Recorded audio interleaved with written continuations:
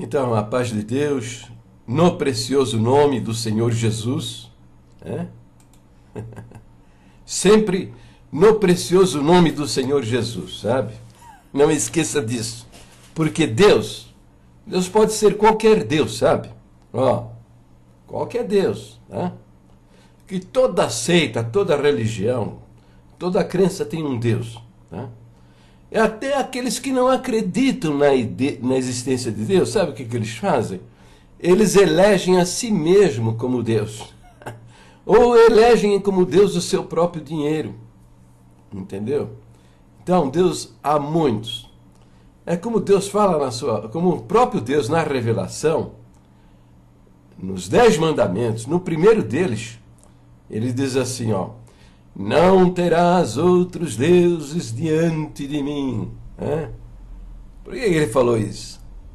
É porque ele sabe que existe centenas, talvez milhares, né, de falsos deuses.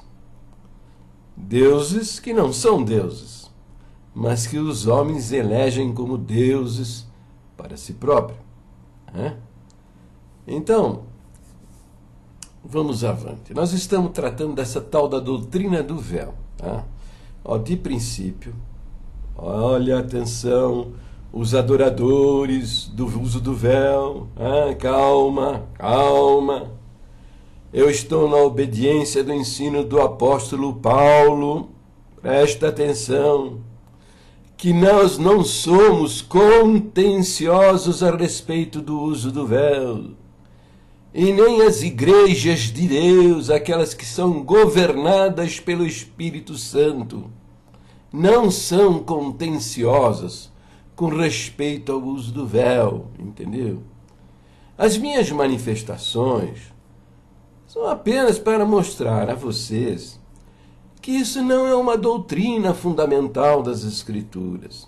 Que as doutrinas fundamentais das Escrituras, são aquelas que tratam da inspiração das Escrituras, como a palavra de Deus.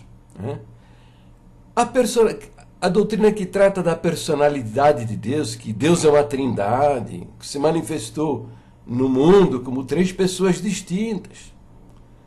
Se você duvida, olha, veja, vai nesse endereço aqui, ó, o site Nas Pegadas do Mestre Jesus e o tópico A Doutrina da Trindade. Você vai encontrar quase 400 versos, dentro de uma tabela onde você pode fazer estas comparações, mostrando que esta realidade inquestionável dentro das Escrituras, que Deus é uma personalidade constituída de 3 pessoas distintas, contudo um só, possuindo os mesmos atributos, realizando e responsável pelas mesmas ações, e todos eles dizendo-se únicos, e mostrando uma relação de dependência com as outras pessoas que constituem a Trindade. Como entender isso? Não queira entender, simplesmente aceite, a Bíblia apresenta isso. Entendeu? Outra doutrina fundamental das Escrituras é que trata da divindade de Jesus Cristo, que ele é verdadeiro Deus e verdadeiro homem, que entrou no mundo e viveu entre nós, a quem demos o nome de Jesus Cristo. Entendeu? E a outra doutrina muito importante, é aquela que, se você não prestar bem atenção, vai parar no inferno. É o 5º ponto de doutrina da nossa igreja, que diz que a salvação é pela fé. Somente pela fé, não tem mais nada, não tem usos e costumes, não tem pertencer à igreja, não tem batismo, não tem esse montão de coisa que esses falsos profetas estão ensinando. As doutrinas da nossa igreja são coerentes com as doutrinas fundamentais das Escrituras. Está lá nos 12 pontos de doutrina, que os homens perverteram. Hoje eles não estão pregando e não estão ensinando nada disso. Estão ensinando falsas doutrinas. E usam o uso do véu, como doutrina fundamental das Escrituras, para fazer uma arma de guerra usam, por exemplo, o dízimo também, que se atrevem a chamar de maldito, uma coisa que Deus não se expressa dessa maneira a respeito do dízimo em lugar nenhum. E os camaradas levam ao exagero, dizer que o dízimo é maldito, e que a igreja cristã não deve praticar. Mas isso é usos e costumes também. Entendeu?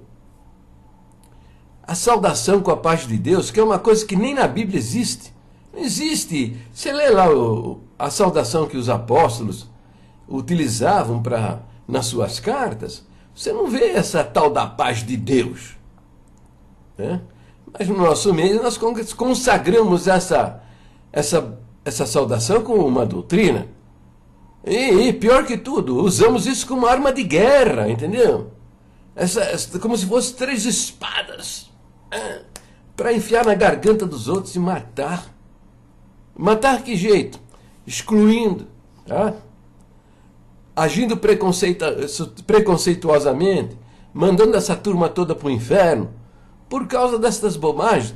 Mas a única arma de guerra que uma igreja cristã deve ter é a pregação do Evangelho. É a pregação do Evangelho, não há outra arma.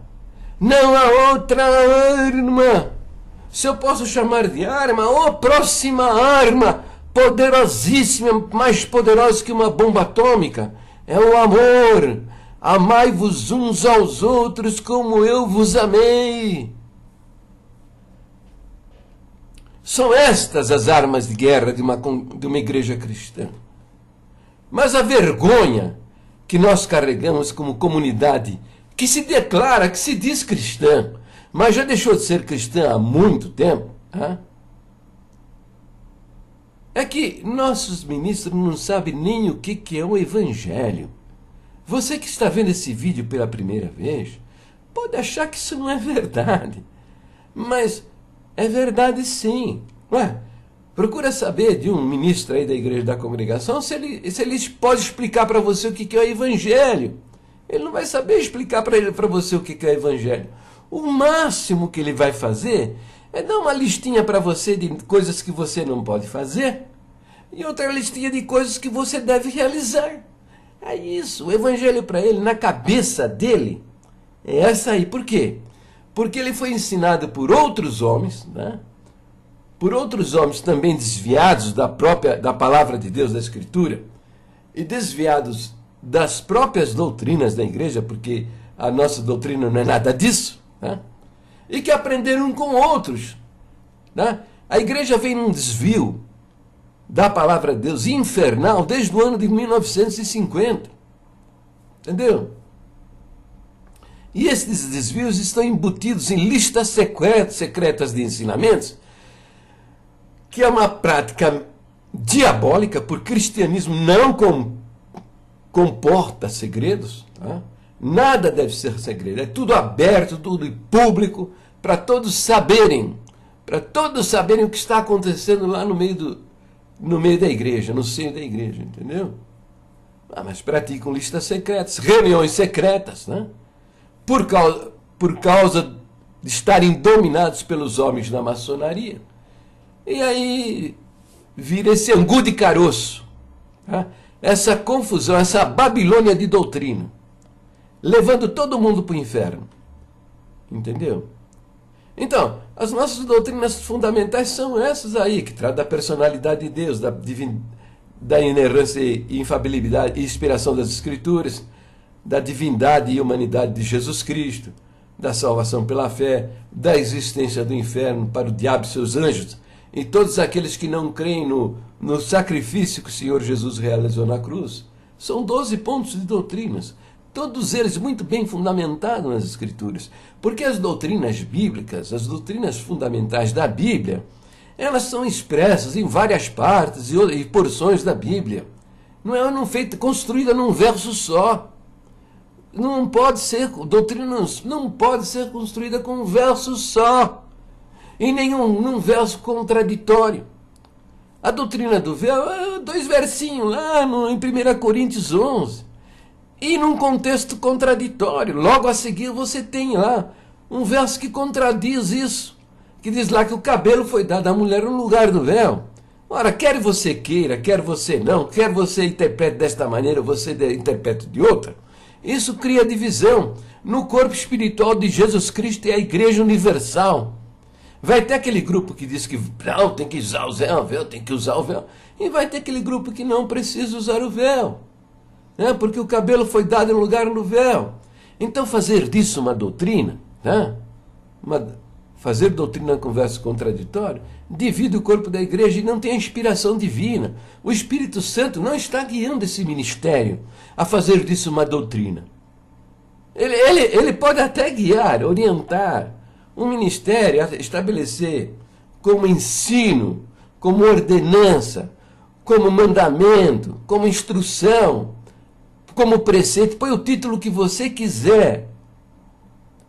O uso do véu no seio de uma comunidade cristã.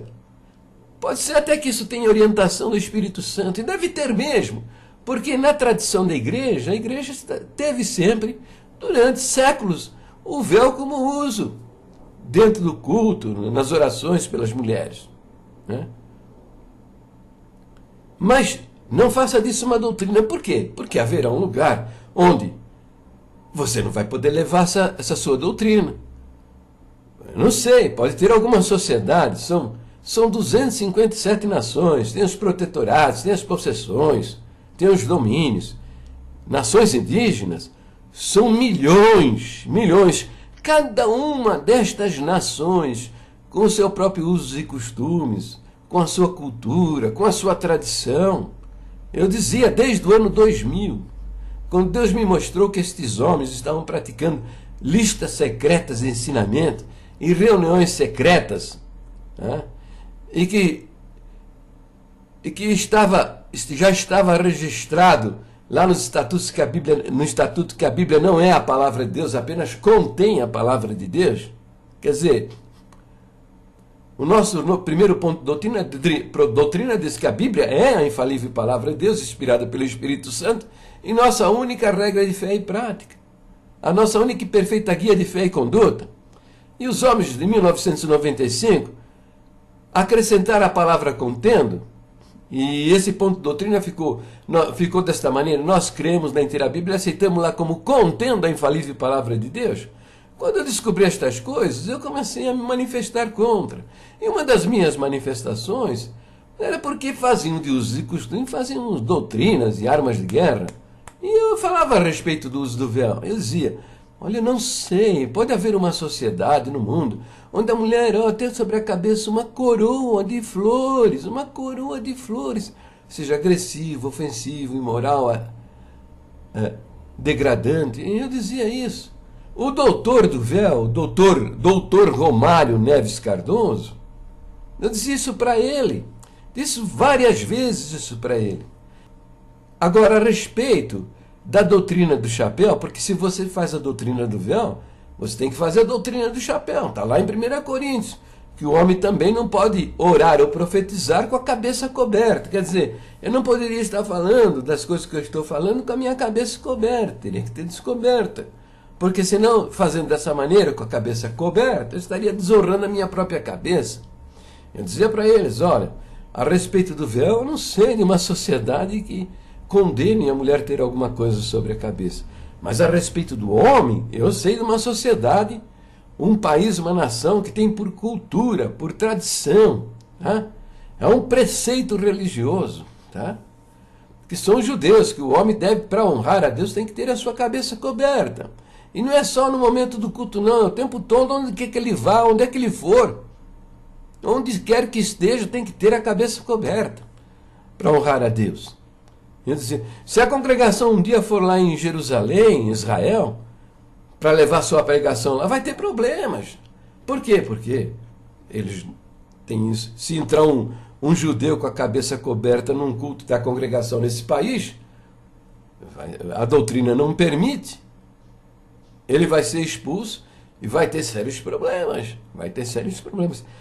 Eu não sabia, as coisas já estavam acontecendo. Quando eu dizia estas coisas para o doutor Romário Neves Cardoso, né, o doutor do véu, lá pelo ano 2005, 2006, né, eu dizia estas coisas, eu dizia para ele: E eu não sabia que isso já estava acontecendo. Lá por 2003, 2004, a congregação iniciou seus primeiros contatos com a prefeitura de Jerusalém, lá em Israel, para construir um templo lá em Jerusalém. Entendeu? Bom, mas sucede o seguinte, que Israel é um país em permanente beligerância e tem um serviço secreto. Uma das maneiras, presta atenção, uma das maneiras de você introduzir um agente, um espião, né, para facilitar alguma ação terrorista num determinado país, uma das maneiras de você infiltrar alguém lá é através de empresas, como diretor administrativo, como diretor de produção, como diretor de marketing, como presidente, secretário, sei lá, um monte de função. O cara vai lá para trabalhar, é um funcionário dessa empresa, mas ele é um agente. Ele está lá para ver o que é possível fazer em termos de ação terrorista. Facilitar alguma coisa, né? Criar uma situação, como é o caso lá de 11 de setembro, lá dos Estados Unidos. O pessoal do Bin Laden botou as torres gêmeas no chão. De que maneira eles conseguiram isso? Infiltraram muçulmanos ligados à Al-Qaeda, que é o grupo lá do Bin Laden, introduziram estes homens, né, dentro do país dos Estados Unidos, e esses homens lá foram lá executar ações terroristas. Então veja, quando a congregação intentou se estabelecer lá em Jerusalém, logo nos primeiros contatos, o Mossad, que é o serviço secreto, foi acionado aqui no Brasil para saber quem é a congregação, quem é a nossa liderança, o que é que nós pregamos, o que é que a gente quer lá em Israel. Entendeu? Conhecer, saber todas essas coisas. E provavelmente foram ao templo lá com o kippá na cabeça. Alguns dos agentes do Mossad são sacerdotes, usam chapéus enormes, chapelões. E provavelmente aconteceu o que aconteceu aqui no bairro do Bonfim, lá em Curitiba, com os judeus Saulo Sharabi, que foi expulso do templo porque estava portando lá o kippá. Entendeu? Isso pode ter acontecido no Brasil inteirinho. Eu sei de um caso do Saulo Sharabi lá na congregação do Bonfim, lá em Curitiba, onde o ancião Furquins humilhou o Saulo Sharabi, nosso irmão, em público, né? Vai sentar, vai sentar. Aqui nós não permitimos uma pessoa participar do culto com a cabeça coberta. Ué, pode ser que o Saulo Sharabi é um agente de Israel, do serviço secreto de Israel aqui no Brasil. Ou se ele não é o agente, ele pode ter sido um informante, né? Mas o agente do serviço secreto de Israel soube que ele era crente da congregação, se aproximou dele e ouviu essa história e meteu lá no relatório. Aqui, ó. Aqui, chefe, é o seguinte, ó, escrevendo. Eu fui num culto dessa igreja aí, ó, escrevendo. E estava lá sossegadinho, se aproximou um dos líderes lá, e metendo a caneta no relatório. E chegou do meu lado e disse, ó, senhor amigo, nós não permitimos a pessoa participar do culto aqui nesse templo com a cabeça coberta. O senhor retira a sua cobertura. Entendeu, chefe? Ó, mandaram tirar o meu kippá, ou então mandaram eu tirar o meu chapéu, chefe. Eu disse para ele, chefe. Eu disse a ele o seguinte, amigo, é o seguinte, eu sou judeu, é da nossa cultura, é da nossa tradição milenar, o uso da cabeça coberta, eu entendo, é da minha religiosidade, eu entendo que para honrar a Deus, onde quer que eu esteja, eu preciso ter a minha cabeça coberta. E metendo tudo lá no relatório, entendeu? E dizendo, e sabe o que ele falou para mim, chefe? Sabe o que ele me disse? Ele me disse que se eu não retirasse a cobertura da minha cabeça, que era para eu sair do templo. E me expulsou, não aceitou a minha explicação, me expulsou, ó. Entendeu?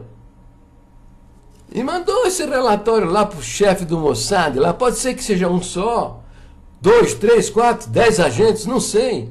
Pode ser que isso aconteceu em várias partes, várias capitais, várias cidades do país, do Brasil. Porque são dezenas de agentes espalhados pelo nosso país. Não só pelo nosso país, não. Eles estão na França, na Alemanha, na Inglaterra, eles estão na Holanda, eles estão em Moçambique, eles estão no Egito, eles estão em todos os lugares. E o chefe do Mossad leu, o quê? Essa turma vai vir aqui trazendo essa doutrina, trazendo essa pregação, para ensinar o nosso povo a desobedecer à vontade do nosso Deus, desobedecer o que está registrado na nossa Torá, registrado aqui na nossa Torá. Esse povo vem aqui para ensinar o nosso povo essa doutrina diabólica. Aqui nós somos servos do verdadeiro Deus, está registrado na nossa Torá, da nossa tradição de mais de 1000 anos, e esses caras vêm trazer isso aqui para o nosso país. Olha, vocês me avisam, quando essa turma chegar aqui, eu vou ensinar essa gente, tá? Eu vou mostrar para eles quem é que manda aqui nesse país, sabe? Entendeu? E não deu outra. Começaram a construção no ano de 2005, os alicerces estavam altos, já gastaram mais de 200 mil dólares, e de repente chegaram tropas armadas, soldados com metralhadora, meteram a metralhadora na cara dos irmãos, e quem abrisse o bico tomava a mala na cara. Fizeram todo mundo ficar quietinho, confinado ali num cantinho, e chegaram os tratores e botaram tudo no chão. Não contentes com isso, com essa ação deletéria, 2 meses depois voltaram novamente e maltrataram, novamente metralhadora na cara dos irmãos, maltrataram os irmãos, insultando com palavrões, e se alguém abrisse um bico, tomava bala na cara. Entendeu? Por que isso? Por que isso? Por que isso? Porque Israel convive com o cristianismo já há 2000 anos. Primeiro a igreja primitiva que esteve por lá, depois tornou-se o catolicismo romano, né? Depois o catolicismo romano se dividiu, para lá foram também os católicos ortodoxos, né? Depois teve a reforma, foram lá os alemães, foram os ingleses, os franceses, né?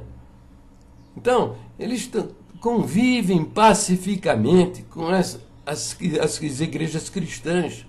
E nunca houve em toda a história de Israel um ato violento, agressivo, estúpido como este, por parte do Estado de Israel contra uma comunidade cristã. Por que aconteceu isso somente com a congregação? Ninguém quer falar, todo mundo, bico calado. Mas não adianta, se você não falar a verdade, tem que falar a verdade sempre. Entendeu? Senão ninguém aprende nada, fica todo mundo debaixo de uma enganação muito grande. Entendeu? É por causa disso aí. Humilharam judeus aqui no Brasil, por causa da cobertura na cabeça, e pagaram o preço lá em Jerusalém.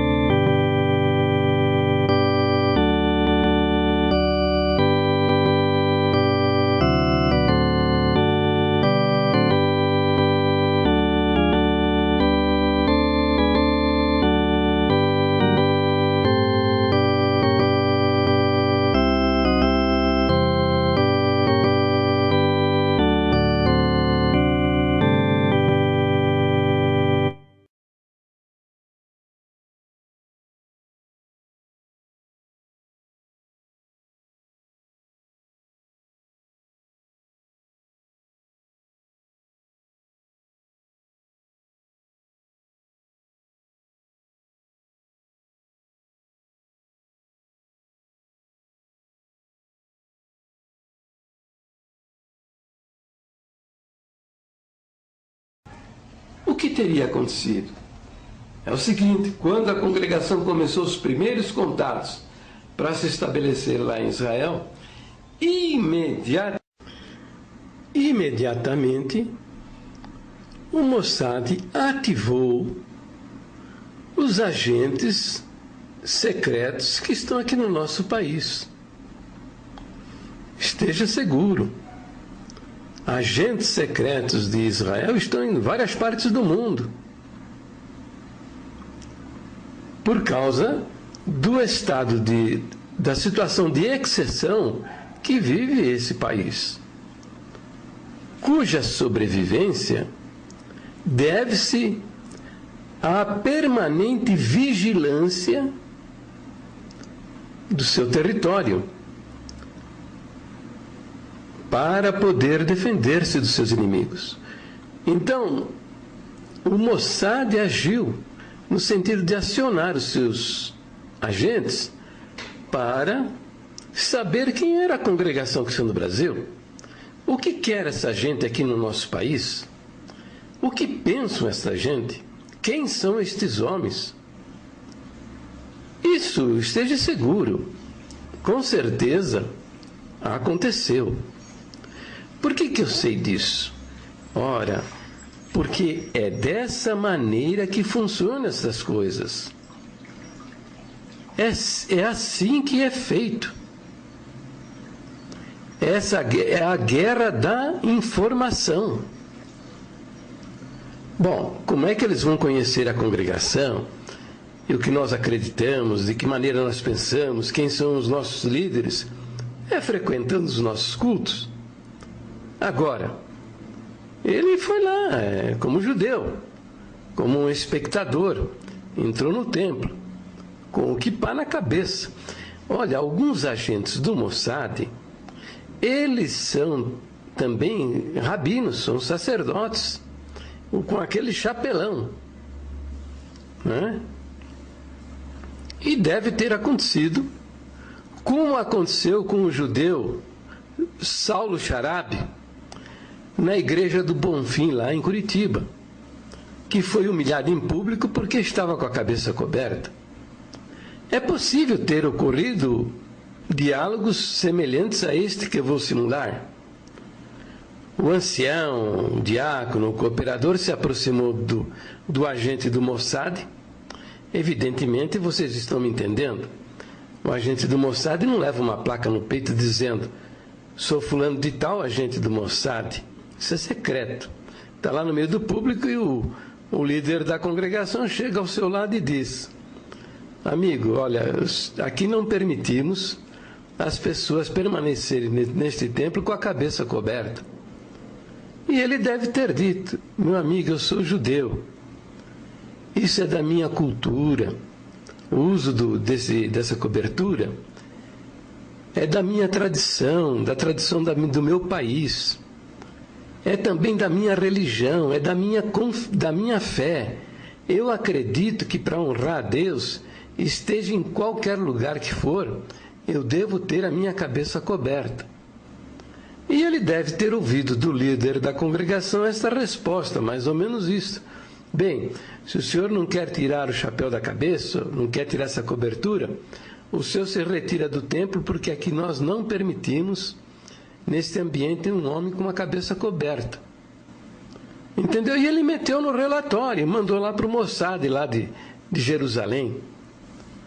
Ora, a princípio, quando analisei estas coisas que ocorreram com a congregação na construção do templo lá em Jerusalém, eu pensei que eventos semelhantes a este que eu estou imaginando aqui precisaria ter ocorrido muitas vezes.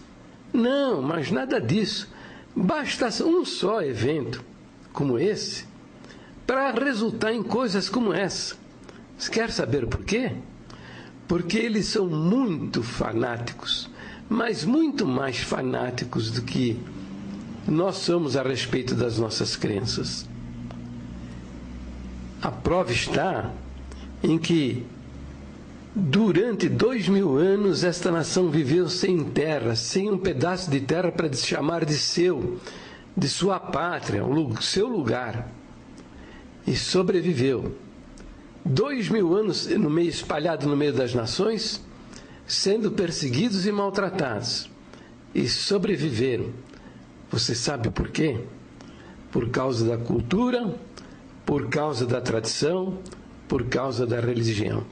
Então, basta só um relato desses aí, na mão de um general lá do Mossad, o cara deve ter lido uma coisa dessa e falando assim, eu vou mostrar para essa gente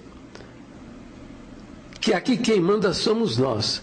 E foi lá, mandou soldados, com tratores, botou tudo no chão e maltratou todo mundo. Entendeu? Então é isso. Então a congregação fracassou em Israel.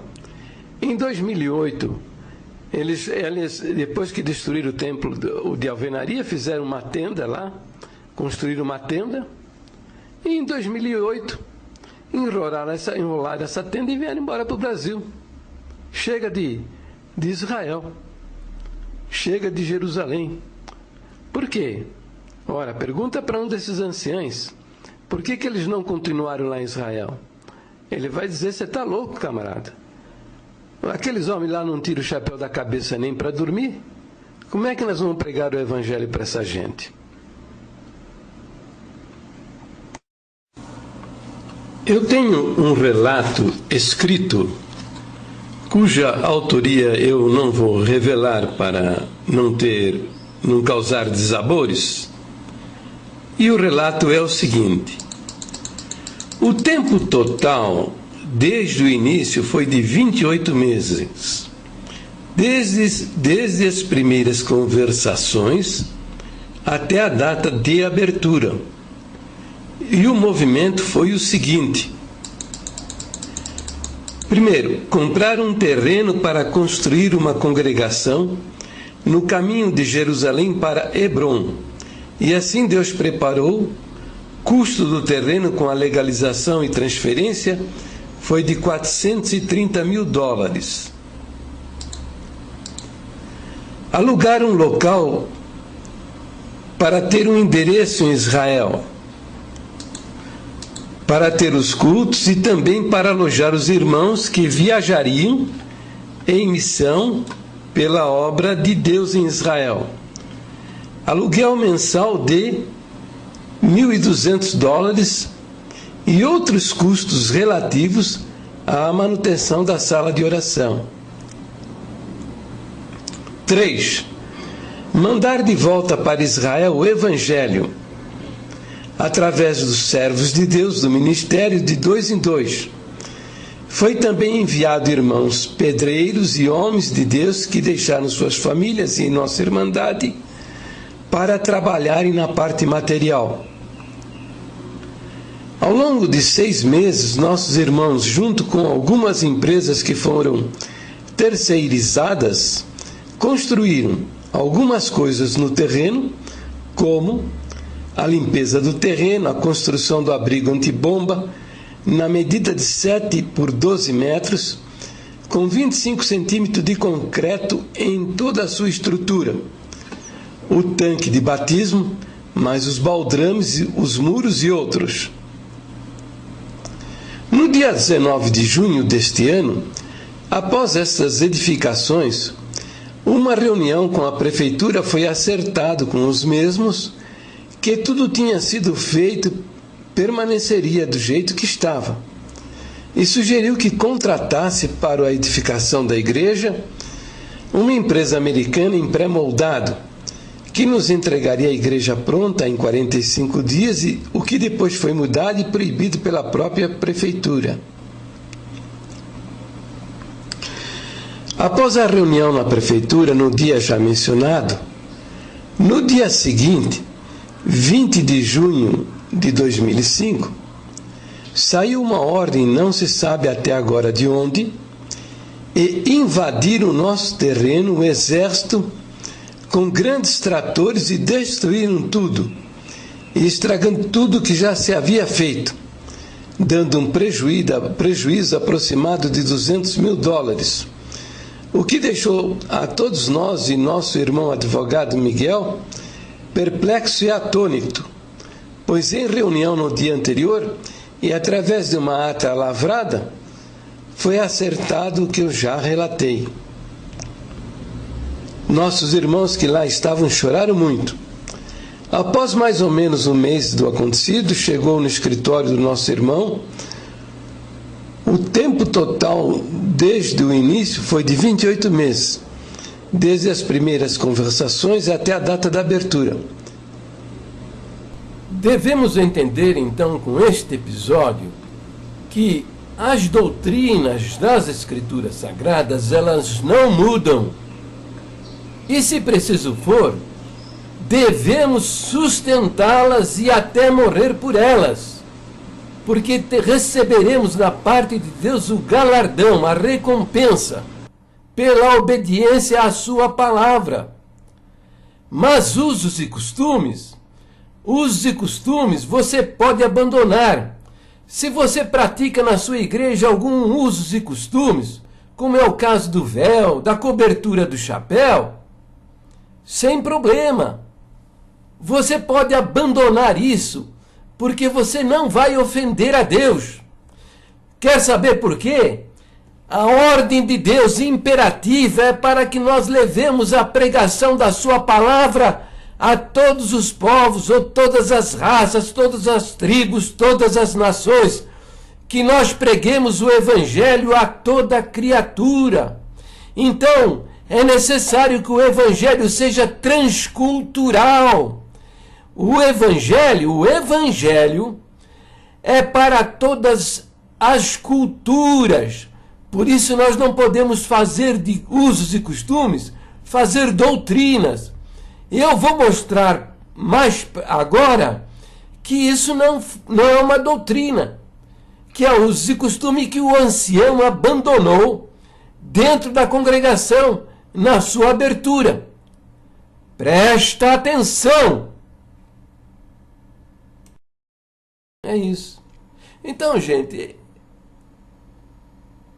entenda, cultura dos povos, né? Usos e costumes dos povos, a gente obedece, a gente atende, tá? Respeita, entendeu? Depois dessa destruição toda, os irmãos do Brás foram lá para Jerusalém e conversaram lá e acertaram a construção de uma tenda.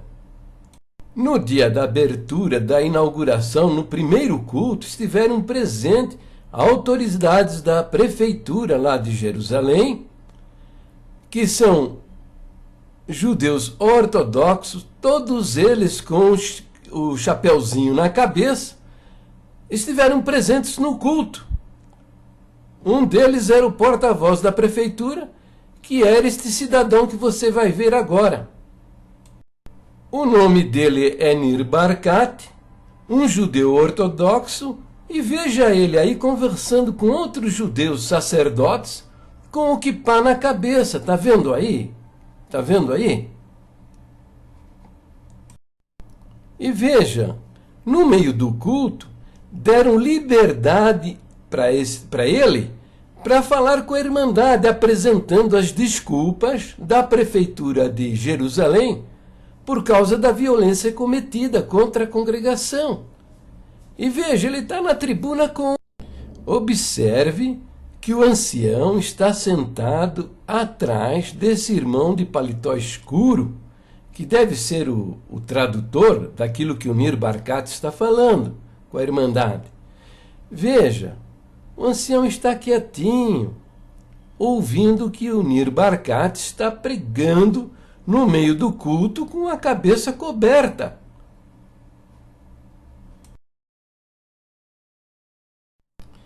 Estou mostrando estas imagens do ancião sentado, quietinho, ouvindo Nir Barkat. Não é para humilhar esse irmão, não. É porque são fatos. E a gente tem que falar a verdade e encarar os fatos, por nada de esconder as coisas erradas que acontecem no nosso meio. O ancião, esse irmão aí, é um dos valentes da congregação. Ele não é um covarde por não praticar a doutrina do chapéu. Ele não é um relapso com as crenças da congregação. Esse irmão é um dos valentes da congregação e ele sempre esteve disposto a ir aos lugares onde os outros não queriam ir. Teve um tempo quando ele viajava aí para os países da América do Sul, Bolívia, Paraguai, os seus companheiros de ministério ridicularizavam ele, chamando-o de missioneiro, não de missionário, que seria a palavra correta, mas de missioneiro, debochando desse irmão. Esse irmão é um dos valentes da congregação, mas ele ficou quietinho e deu a permissão do porta-voz da prefeitura falar, porque debaixo da guia de Deus, porque se ele fizesse diferente, ele viu o que aconteceu, metralhadora apontada na cara dos irmãos. Então, ele abandonou, quebrou a doutrina, foi desobediente a Deus? Não, é usos e costumes isso aí. O uso da cabeça coberta é usos e costumes. Se você pode praticar numa nação, numa tribo, você pratica. Mas se você não pode, você pode abandonar, que você não vai ofender a Deus. A salvação das almas é muito mais importante do que chapéu, véu, barbicha, camiseta regata, bermuda, essas bobagens que esses homens ficam ensinando para o nosso povo.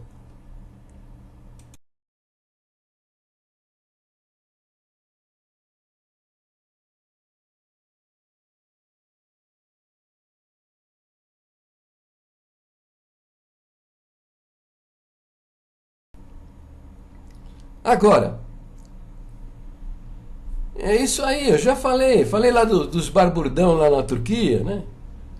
Chamaram lá, estavam se reunindo lá, o irmãozinho foi para lá, abriu sua casa para fazer reuniões, tal, culto, chamou seus familiares, estes vieram, gostaram desta reunião e trouxeram os parentes por afinidade, e estes parentes por afinidade trouxeram seus amigos e parentes também, e formou-se uma grande comunidade, estavam fazendo cultos semanais, coisas lindo, maravilhoso, com muita manifestação do Espírito Santo de Deus.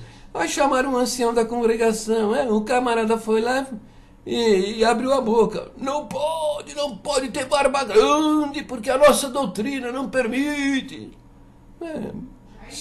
Só que nesse país, o homem ter barba grande é homossexual. E não deu outra. O ancião saiu corrido de lá. O final dessa história eu não sei. Não tenho ainda informação. Mas provavelmente, pelo menos isso eu sei, que não deu certo. Entendeu? Porque essas coisas não são doutrinas, né? São usos e costumes. E tem que ser entendida como usos e costumes. Ora, se não dá para você praticar os seus usos e costumes, abandona, não tem problema, mas nada de fazer disso doutrina. Eu falei no vídeo anterior a respeito de se Deus enviar você para uma nação indígena, onde estão todos nus. Pois é, nós temos também a doutrina do casamento monogâmico, quer dizer, o homem só pode ter, uma mulher. Aqui você vai ouvir algumas coisas, você vai torcer o nariz, você vai ficar escandalizado, tá? Mas é por falta de conhecimento do que a Bíblia diz, é falta do conhecimento do que é o Evangelho, tá? Que é transcultural. O que eu quero dizer com isso? Transcultural, que é para todas as culturas. Estamos mandados falar para as criaturas, para as nações, o amor de Deus revelado na cruz do Calvário, onde Ele mesmo se fez homem, foi lá, morreu na cruz do Calvário, foi sacrificado para pagar os nossos pecados e para nos dar o direito de entrar na glória dEle. Agora, não fomos mandados para desagregar as famílias, porque no mundo as nações indígenas principalmente praticam o casamento múltiplo. Quer dizer, um homem pode ser casado com várias mulheres. Então veja agora isso aí. Essa doutrina do casamento monogâmico.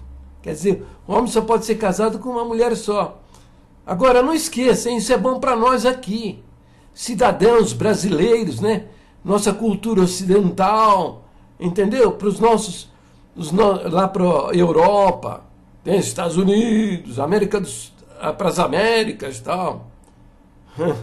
Mas tem lugares que isso você não pode pregar contra isso. Ei, entenda! Mas uma das maiores façanhas do cacique é administrar um longo casamento em dose tripla. Este é um retrato de família para poucos. Entre os Camaiorás, só o cacique Cotoque tem tantas esposas. E se para alguns homens ter 3 mulheres parece um sonho, na vida real, isso exige muito jogo de cintura.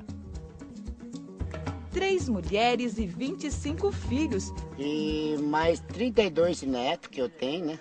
E agora eu quero ter mais filhos ainda, para poder chegar até 30.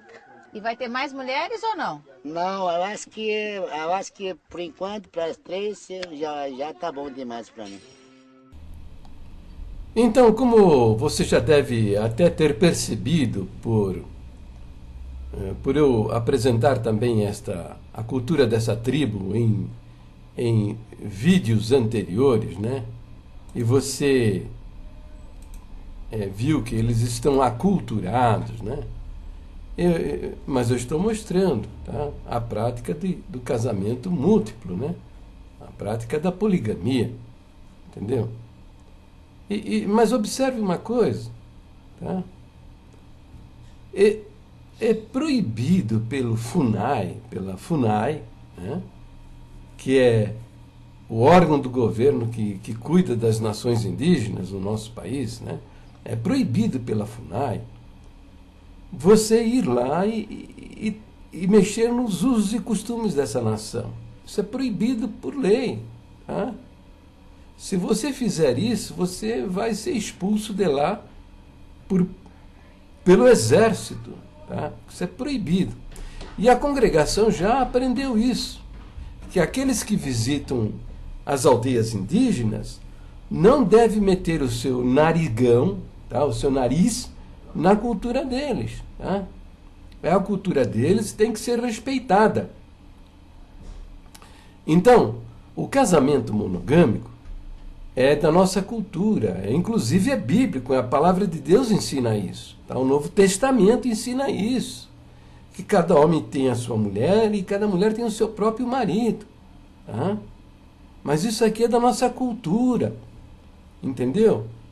Nestes lugares, você não pode estar condenando estas coisas, tá? Olha aí, ó, eu estou passando os ensinamentos que estão embutidos em listas secretas, que não deveriam ser listas secretas, deveriam ser público isso aí. Todo mundo saber que nós não devemos nos intrometer na cultura desses povos, tá? Respeitar isso daí, entendeu? Então, a doutrina de que devemos ter uma só mulher é muito bom para nós aqui, mas a cultura deles é diferente e tem que ser respeitada, tá? Por que tem que ser respeitada? Bom, aqui militares, né, o próprio exército vai tirar você da aldeia, vão pôr você para fora de lá e você vai ser proibido de voltar lá, se você for lá querendo mexer na cultura deles, tá? Isso não só no Brasil, não. A maioria das nações tem legislação específica sobre os índios que estão em contato com o homem branco. A legislação a respeito. E todas elas vão nessa direção, proibindo que nós levemos para eles a nossa cultura, que se intrometa na cultura deles. Mas veja, se você vai no meio de uma nação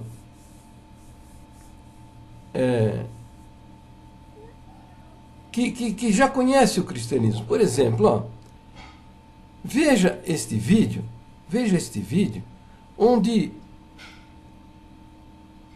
a coisa é lá em Moçambique, tá? Veja o que esse ancião está pregando para esses índios aqui, lá na África, em Moçambique. Bom, essa história começou assim, tá? Normalmente começa assim. Alguém sai aqui do Brasil, conheceu o Evangelho, conheceu a pregação aqui da congregação, né? E foi lá para Moçambique, ok? E lá começou a falar das nossas crenças, tal, e juntou lá um grupo de índios africanos, tá? Só que acontece o seguinte, na África, as nações africanas, as nações indígenas lá na África, todas elas praticam o casamento múltiplo. Isso é da cultura, da tradição, tá? Então, o vídeo que eu vou mostrar, eu não conheço exatamente a situação, que tipo de relacionamento conjugal estão vivendo estes índios, estas índias, né? Eu não conheço. Mas, provavelmente, vários deles estão vivendo o casamento múltiplo. Então, veja o que esse ancião está dizendo lá para eles. Tá? Esse irmão chamou esse ancião e veja o que ele está dizendo. Veja bem.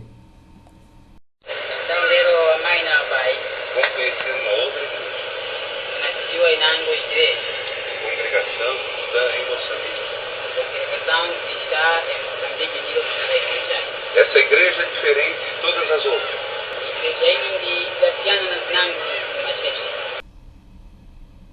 Então, observe o que ele está dizendo. Tá? Ele não foi lá para pregar o evangelho, para ensinar a estes índios o que é o evangelho. Tá? Ele foi lá, ele está pregando igreja.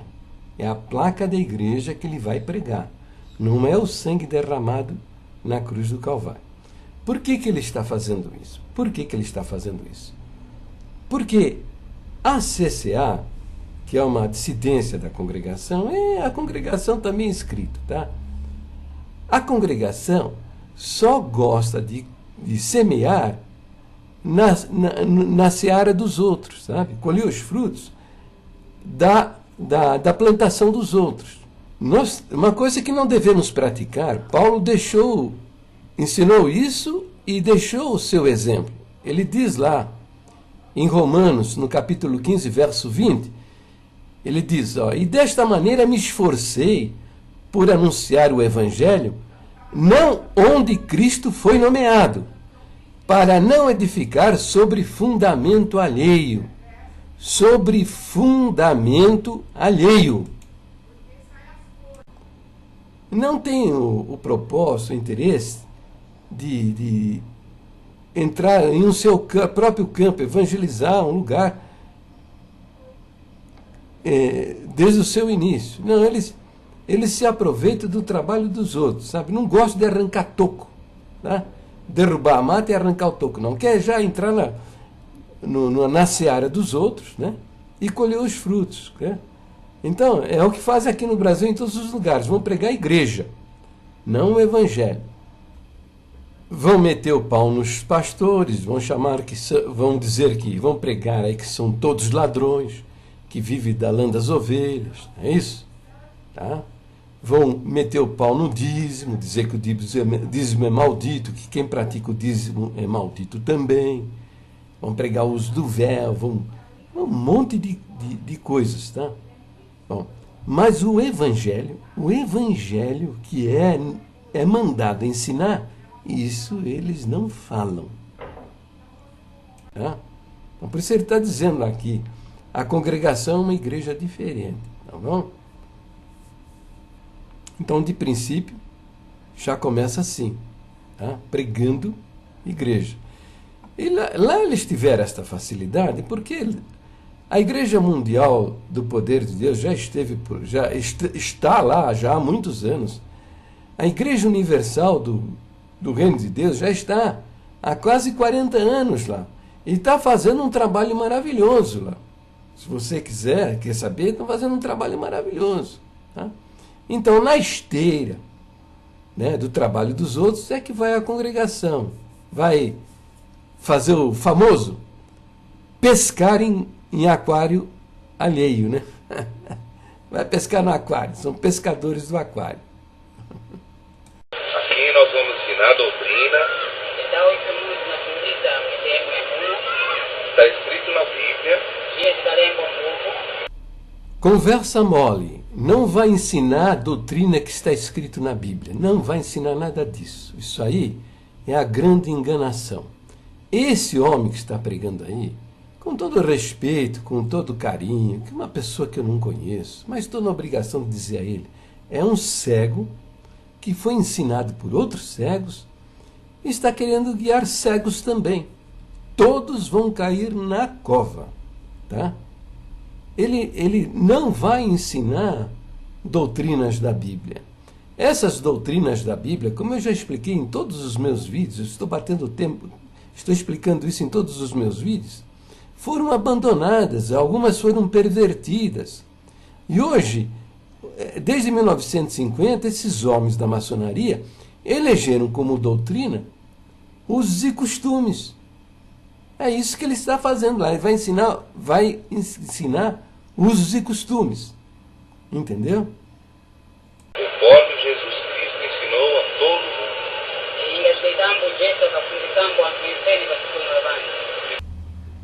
Está mentindo. Está mentindo. A começar pela nossa salvação. Ele não vai ensinar o que Jesus Cristo ensinou sobre a nossa salvação e que está muito claro, bem expresso no nosso quinto ponto de doutrina. Entendeu? Está muito claro, muito bem expresso no nosso quinto ponto de doutrina que a regeneração ou o novo nascimento, que é salvação, eu creio que você está entendendo, que a regeneração ou o novo nascimento só se alcança pela fé em Jesus Cristo. Vou repetir novamente para que você entenda o que eu estou dizendo. Que a salvação, que é o novo nascimento, que é a regeneração, só se alcança pela fé em Jesus Cristo. Entendeu? Eu já expliquei isso em várias partes. Se você examinar meus vídeos, você vai encontrar isso. Que Jesus Cristo disse, vou usar um verso só, João 6,47, mas ele fala isso muitas vezes. Ele diz lá, na verdade vos digo, que aquele que crê em mim tem a vida eterna. É isso que ele está falando. Que a salvação é por acreditar. Tá? Mas esse ancião, e a congregação cristã, a do Brás e a CCA, e todas as dissidentes da congregação do Brás, estão pregando a mesma coisa, que você, para se salvar, você precisa batizar, você precisa ser firme e fiel no ensino deles, que não pode usar costeleta, não pode usar o bigodinho lá, não pode usar camiseta regata, não pode usar uma bermuda, as mulheres não podem cortar as pontas do cabelo, não podem rapar os pelos da perna. Um monte de ensinamentos sobre usos e costumes. Você só pode congregar, você precisa pertencer à congregação. Mas se você examina o ensino de Cristo, não está dizendo nada disso. Então ele não vai ensinar conforme a doutrina e o ensino de Jesus Cristo. Tá? Ele vai falar de práticas, usos e costumes, só isso. Mas isso não é o principal ensino de Cristo, que é o ensino sobre a nossa salvação. Irmão Bernardo me procurou.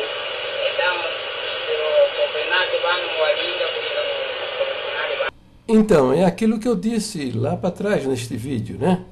Este irmão Bernardo conheceu a graça, né? Conheceu a pregação da congregação aqui no Brasil e voltou lá para a terra dos seus pais, lá para Moçambique, né? Então não é um trabalho organizado pela direção da igreja com o objetivo de alcançar os povos não alcançados, como faz toda a igreja séria e que tem responsabilidade com o evangelho de Jesus Cristo, né? Entendeu? Não. É o irmão aí, Bernardo, que se mudou lá para a terra dos seus pais e lá encontrou um campo e crentes de várias denominações evangélicas. E o que ele fez? Começou a pregar o evangelho? Não. Começou a pregar, meteu o pau, o dízimo, tal, essa turma é ladrão, bababá, tal, e babá. Tá? Não pregar o evangelho, aliciando as almas. Tá? Entendeu? Para arrastá-los para dentro da congregação. Entendeu? É isso que foi feito. E e juntou lá um grupo de índios, né? Índios de várias nações indígenas, porque lá em Moçambique, como em toda a África, a variedade de nações, inúmeras, milhares de nações, umas diferentes das outras, com usos e costumes umas diferentes das outras. Né? Então esse irmão conseguiu aliciar um grupinho aí, não sei se 20, 30 pessoas, né? Que eram crentes de outras denominações, da Igreja Mundial, da Universal, dos presbiterianos que também estão por lá, os batistas estão por lá, os metodistas também estão por lá, com um trabalho sério de missões. Tá? Não essa enganação diabólica aí. Tá? Então veja. E falou que tem muito amor por todos os irmãos e pelas missões. E que precisa agora ensinar o que está escrito na Bíblia. Novamente a grande enganação. Não vai ensinar o que está escrito na Bíblia. Porque esse povo, a congregação e as dissidências, todos eles não têm respeito nenhum pelas Escrituras. Tá?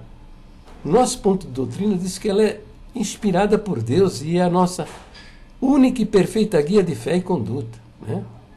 Mas desde 1920 e 50 eles vêm pregando que a palavra de Deus está na boca deles e a Bíblia, jogaram de lado. O ensino das Escrituras não tem autoridade para formar os pensamentos dessa gente, nem a mudar as suas crenças. Eles usam a Bíblia conforme a conveniência deles. Tá? E estão desviados de suas próprias doutrinas. Então ele não vai ensinar nada do que a Bíblia diz. Muito do que ele vai ensinar é usos e costumes que não tem fundamentação nas Escrituras. Novamente, é um cego que foi guiado por outros cegos e está guiando esses cegos que estão aí reunidos e todos vão parar no inferno. Nós sabemos que precisa realmente, as pessoas precisam entender as coisas que estão escritas na Bíblia. Conforme Deus quer ensinar as pessoas. Novamente, a enganação. Agora, ele está dizendo que as pessoas precisam entender o que a Bíblia ensina, e agora ele vai usar uma autoridade suprema, conforme Deus quer que saiba, né? Mais adiante, ele vai dizer que a boca dele é a boca de Deus, que está sendo usada por Deus para ensinar a palavra para as pessoas. Só que muito do que ele vai falar, mas muito mesmo, não tem nada a ver com a Bíblia. A Bíblia não ensina nada daquilo. As minhocas que estão na cabeça dessa gente, tá? Eles vão pôr para fora essas minhocas. Não tem nada de ensino bíblico aí. Não existe isso. O ensino bíblico é rejeitado. É rejeitado. Não podemos examinar e estudar a Bíblia. Não podemos estudar a Bíblia. E estudar e examinar é a mesma coisa. Não podemos fazer. E a ignorância do que ensina a palavra de Deus é a origem de todos esses erros. Aqui em Moçambique, em todo o continente africano, muitas pessoas estão passando para a congregação cristã em Moçambique. No mês de outubro, mês de novembro, foram batizadas 3.202 pessoas.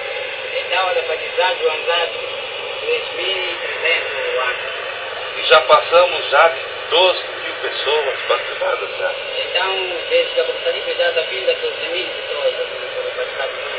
Todos agora são da congregação cristã.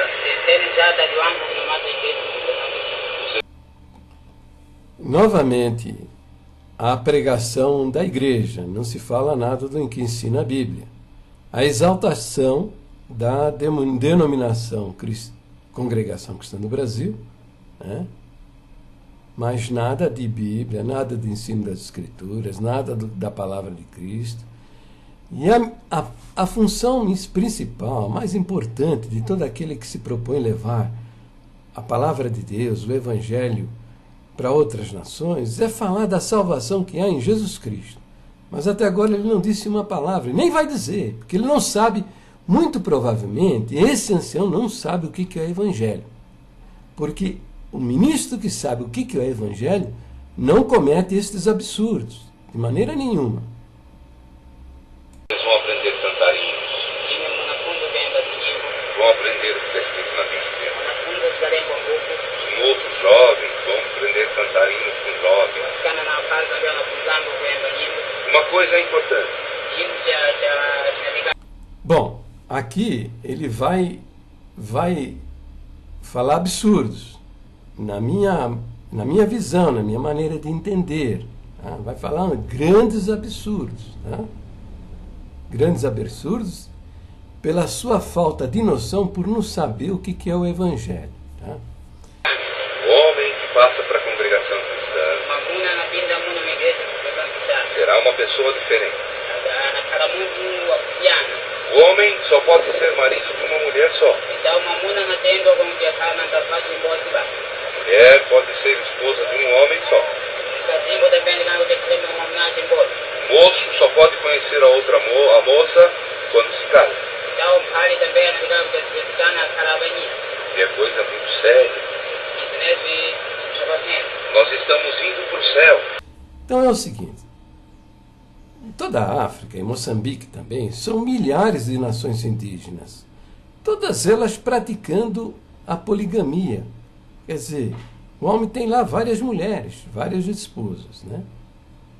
Isso não é pecaminoso, isso é cultural, isso é cultural. Lá no Velho Testamento, tá? Os homens de Deus lá do Velho Testamento, todos eles tiveram várias mulheres. Abraão teve várias mulheres, Isaac, Jacó, né? Davi, o rei Davi, todos eles várias mulheres. Teve até o campeão, que foi Salomão, eram milhares de mulheres. Entendeu? E isso era suportado, não era considerado pecado. Jesus não censurou de modo algum. Nos dias de Jesus Cristo, Jesus se encontrou com muitos homens que tinham várias mulheres. Não é mencionado no Novo Testamento, porque ele não censurou isso. Não censurou isto. Né? A igreja do Novo Testamento, os apóstolos ensinaram que para a liderança da igreja, para diácono, para bispo, fossem escolhidos homens casados com uma só mulher. Olha aí o ensinamento, está vendo? As instruções de Paulo para escolher as pessoas que iriam exercer a liderança dentro de uma comunidade cristã. Está aí, ó, maridos de uma só mulher, entendeu? Então, através desses ensinamentos, com o tempo, mudou a cultura. Mudou a cultura. Hoje, nós praticamos o casamento monogâmico. E entendemos que isso é da vontade de Deus. Mas você não pode entrar no meio de uma sociedade pregando contra os usos e costumes da poligamia. Porque isso não é o Evangelho.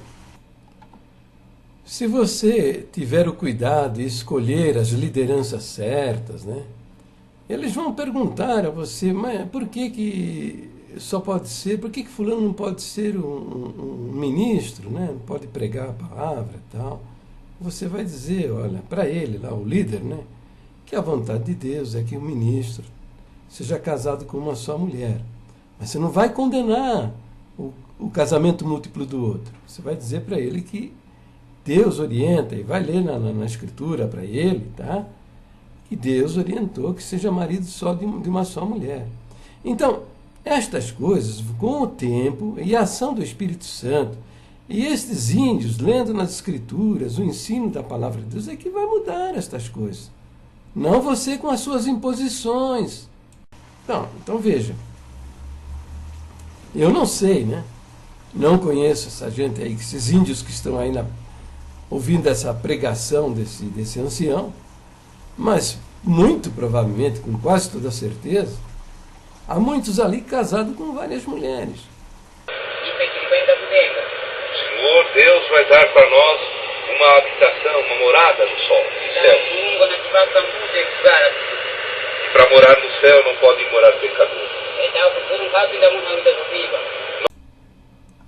Bom, veja bem, agora aqui ele está dizendo que o sujeito casado com 3, 4, 5 mulheres é um pecador, isso é pecado, né? É pecado. Então, todos os homens aí, lá do Velho Testamento, nos dias de Jesus também, que eram crentes convertidos, batizados com várias mulheres, né? Casados com várias mulheres, são todos pecadores. E é verdade mesmo, irmão, ele também não tem nem noção do que é o pecado. Para ele, pecado, nós não somos pecadores. Tá? O ensino é esse, nós erramos na presença de Deus, mas nós não pecamos. Olha que maravilha. Quando a palavra de Deus diz que, Paulo diz, fiel é esta palavra e digna de toda aceitação, que Jesus Cristo veio ao mundo salvar os pecadores, dos quais eu sou o principal. Paulo se declara pecador, confessa que é pecador, e diz ainda que ele é o principal dos pecadores. João, o apóstolo João, na sua primeira carta, ele no capítulo 1, no verso 8, ele diz, se dissermos que não pecamos, mentimos, e a sua palavra não está em nós. Né? No verso 10, ele diz, se dissermos que não pecamos, fazemo-lo mentiroso, e a sua palavra não está em nós. Ao flexionar o verbo na primeira pessoa do plural, nós, nossos, né, ele está se incluindo. Ele está se incluindo. Todos os apóstolos declararam-se pecadores diante de Deus. Né?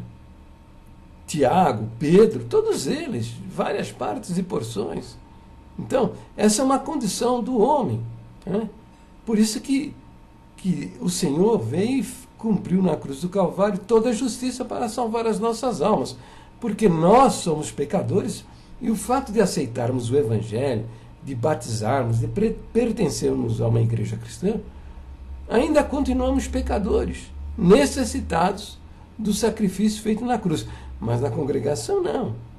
Nós não somos pecadores. Se você tem dúvida, você pergunta para o ancião. Diz para ele, o irmão é pecador? Você vai ver. Ele vai botar você na marca do pênalti e na primeira oportunidade vai dar um pé no traseiro. Por quê? Você está ofendendo ele. Ele não é um pecador, ele não é um santo de Deus. Tá? Então ele vai dizer aí que o casamento com várias mulheres é pecado diante de Deus. Quando na realidade isso é cultural. Cultural. Nós não podemos mais então fornicar.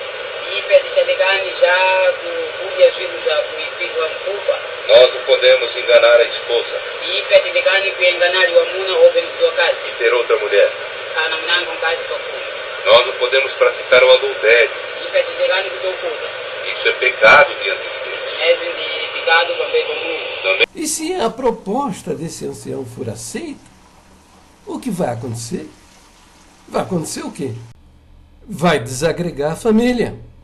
Vai atirar mulheres na prostituição, mulheres revoltadas com o que aconteceu na vida delas, vai fazer divisão, contenda, vai levar essas mulheres a se envolver com outros homens, praticando o adultério.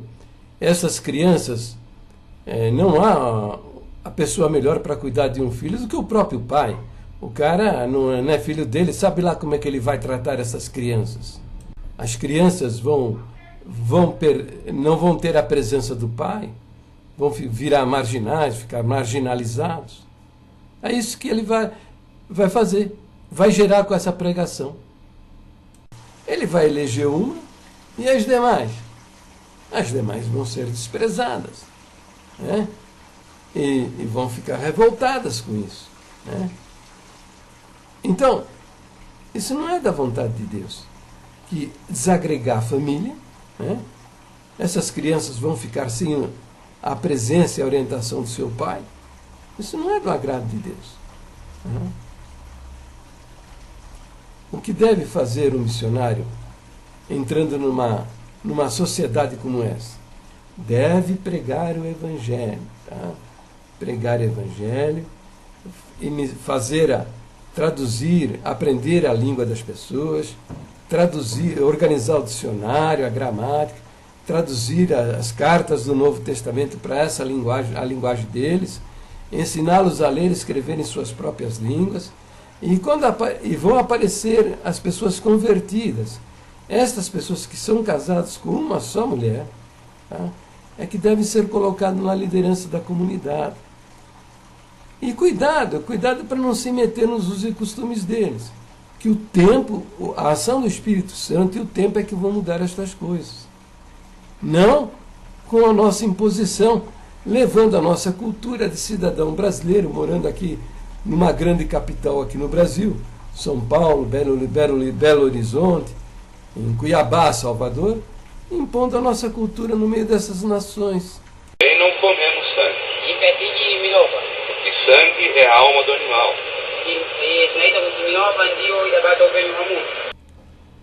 Veja aí o absurdo, veja o absurdo. Está atirando famílias, desagregando as famílias, atirando mulheres numa revolta, numa indignação, né? Os filhos destas mulheres numa revolta, numa indignação, porque vão ser separados de seus pais, seu próprio pai. Estas mulheres, provavelmente, porque depois que a mulher conhece o que é um homem, ela não consegue viver sem ele. Essas mulheres vão se envolver com outros homens, vão se atirar na prostituição, no adultério, por aí vai. Mas olha a preocupação dele. Olha a preocupação dele onde está. Está em não comer o sangue. Não comer o sangue. E não comemos sangue. Porque sangue é a alma do animal. Você pode implantar dentro de uma comunidade cristã, mas isso é secundário, irrelevante no meio, principalmente no seio de uma sociedade indígena onde ninguém sabe absolutamente nada. Não sabe absolutamente nada. E o ensino de Jesus a respeito disso, ele diz que o que contamina um homem não é o que entra pela boca, porque o que entra pela boca é lançado em lugar escuso, é lançado fora. O que contamina o homem é o que procede do coração. Então você comer sangue, deixar de comer sangue, é irrelevante. Mas o ensino desse homem é mortífero. É mortífero. Entendeu? Desagregar a família é uma ofensa. É um absurdo. Não precisa mais ter, não precisamos de outras igrejas. Veja então, novamente, a preocupação dele qual é, né? É exaltar a igreja, tá? E vai vomitar aí um exclusivismo religioso, né? Um fanatismo, né? Excluindo todas as demais comunidades cristãs. Esse é o fanatismo religioso que domina o coração desses homens. Então agora vocês vão conhecer uma igreja diferente. É a última igreja da nossa vida. Daqui, da terra, é ir para o céu. Então, ele diz que a congregação é uma igreja séria. Bom, eu entendo que uma igreja séria é aquela que respeita as suas próprias doutrinas, tá? E vive de acordo com elas.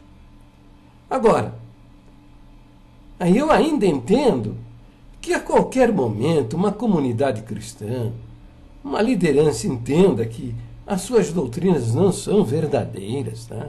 E que deva implantar mudanças nas crenças, no escopo das doutrinas.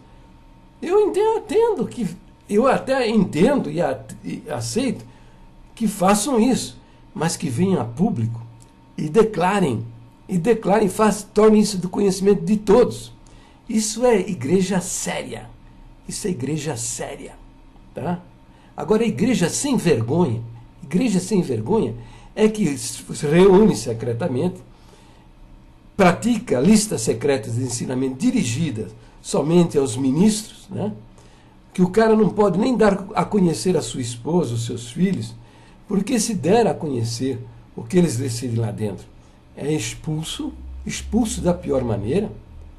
Porque se dissesse, nós implantamos essa doutrina, ou mudamos a doutrina, e esse irmão não concordou com isso, e tivemos que sair, e foi tirado do ministério, tudo bem, beleza, mas eles não dizem nada, deixam em suspenso isso. E a Irmandade fica se perguntar por que fulano não está mais no ministério.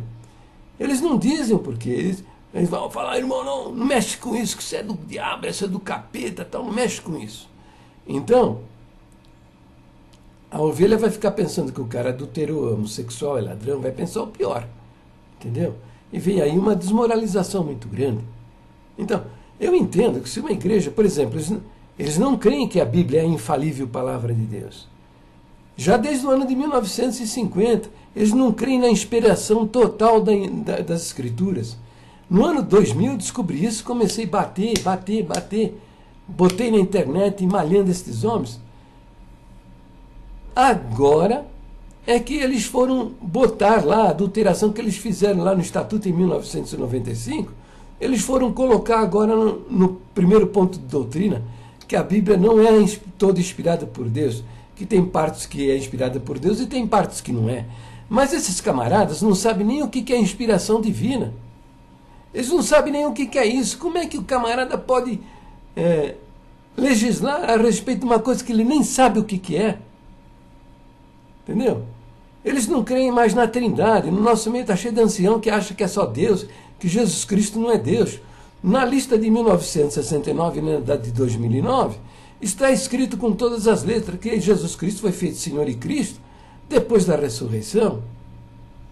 A nossa doutrina, o quinto ponto de doutrina, diz que a salvação só acontece pela fé. Eles estão dizendo que para você ser salvo, você precisa batizar na congregação. Tem mais, tem que ser um genuíno ancião, portador do DNA lá do sangue do Luiz Franciscon. Se for um outro ancião, um outro pastor de uma outra igreja, o batismo não vale nada, porque na congregação o batismo é salvífico. O batismo é que salva. Você precisa ser firme e fiel nos usos e costumes que eles estão ensinando como doutrina. Você precisa permanecer, ser crente da igreja, ser membro da congregação, senão você não vai entrar no céu. Quando o nosso quinto ponto de doutrina diz que a salvação só se alcança pela fé em Jesus Cristo. Então essa não é uma igreja séria. Estes sem vergonha deveriam vir a público e mudar tudo isso aí. E fica quem quer. Quem não quer vai embora. Vai procurar sua turma. Mas esses sem vergonhas enganam a Irmandade. Estão enganando o tempo todo, já há 50 anos, 60 anos enganando a Irmandade.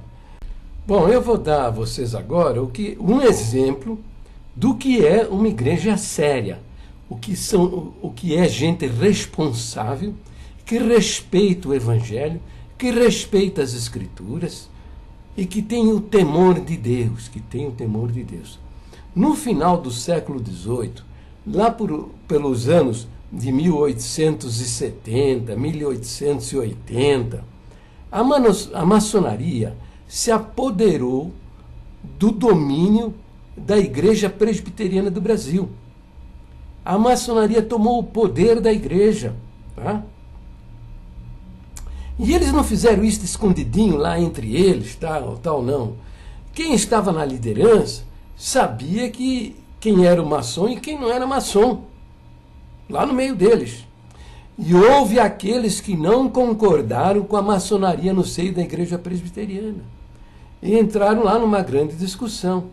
No século seguinte, no ano de 1904, 47 comunidades presbiterianas pertencentes à Igreja Presbiteriana do Brasil se separaram da igreja mãe, e fundaram a Igreja Presbiteriana Independente, que não aceita a maçonaria.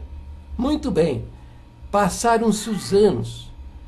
Em 2006, há 7 anos atrás, há 8 anos atrás, o Conselho da Igreja Presbiteriana do Brasil decidiu a respeito da maçonaria e assumir um grande erro cometido no final do século XVIII, início do século XIX, assumiram o grande erro e tornaram público que a maçonaria não tem nada a ver com a obra de Deus, com a vontade de Deus, que eles não servem, o maçom não serve a Deus. Eu vou passar agora aqui as decisões do Conselho da Igreja Presbiteriana do Brasil a respeito da maçonaria, decisão do Conselho no ano de 2006. Veja aí.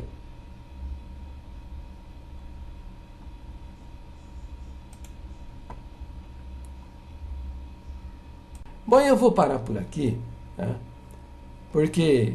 Bom, e tem outra coisa também, vou aproveitar, o senhor disse que não, esta é a última igreja da nossa vida. Se for a última igreja da sua vida, você vai parar no inferno, tá? Porque eles não estão pregando salvação. A salvação pela fé. Paulo fala lá aos Efésios, diz assim, que pela graça sois salvos, por meio da fé, isto não vem de vós, é dom de Deus, não vem das obras para que ninguém se glorie. Em Romanos capítulo 11, versículo 6, ele diz que se a salvação é por graça, já não é por obras. Do contrário, graça já não é mais graça. Então os camaradas estão pregando o evangelho maldito, que é o evangelho da salvação por meio de boas obras, que torna inútil o sacrifício de Jesus Cristo na cruz do Calvário. Então essa igreja não vai levar ninguém para o céu. Pelo contrário, estão levando todos para o buraco, para o inferno. Para o vídeo por aqui, porque já está com mais de 1 hora. Depois a gente conversa mais um pouquinho, tá?